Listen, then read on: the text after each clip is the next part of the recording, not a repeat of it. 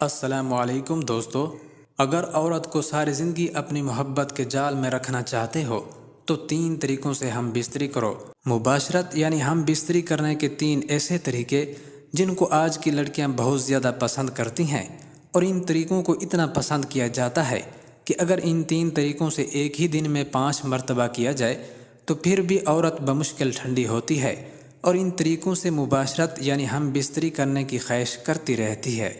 Number 1، عورت نیچے اور مرد اوپر ہو۔ دوستو، ہم بستری کا یہ طریقہ اسلام میں بھی بہت زیادہ پسند کیا جاتا ہے کہ عورت پیٹ کے بل لیٹ جائے اور اپنی ٹانگیں کھول دے اور مرد اس کے اوپر آ کر گھٹنوں کے بل بیٹھ جائے۔ عورتیں اس پوزیشن کو اس لیے پسند کرتی ہیں کہ اس سے شرمگاہ ایک دوسرے کے آمنے سامنے آتی ہے اور دخول بھی آسانی سے ہو سکتا ہے۔ اس کے علاوہ اس طریقے سے عورت جلدی حاملہ بھی ہو جاتی ہے۔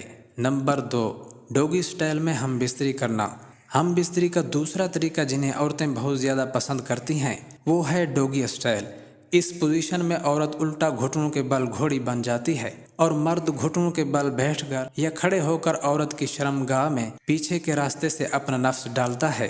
اس پوزیشن میں عورتوں کو درد بھی ہوتا ہے کیونکہ اس میں مرد کے نفس کا دخول پورا کا پورا ہوتا ہے۔ نمبر 3، مرد نیچے لیٹ کر اور عورت اوپر بیٹھ کر ہم بستری کرے۔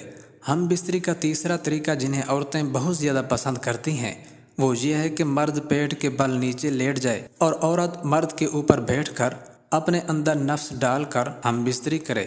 اس پوزیشن میں عورت اوپر نیچے حرکت کرتی ہے، اپنی مرضی کے مطابق ٹائمنگ کم اور زیادہ کر سکتی ہے۔ اس کے علاوہ عورتیں اس پوزیشن کو بہت زیادہ پسند بھی اس وجہ سے کرتی ہیں کہ مرد ہم بستری کے دوران عورت کی قابو میں ہوتا ہے، لیکن اس میں حمل کے چانس بہت کم ہوتے ہیں۔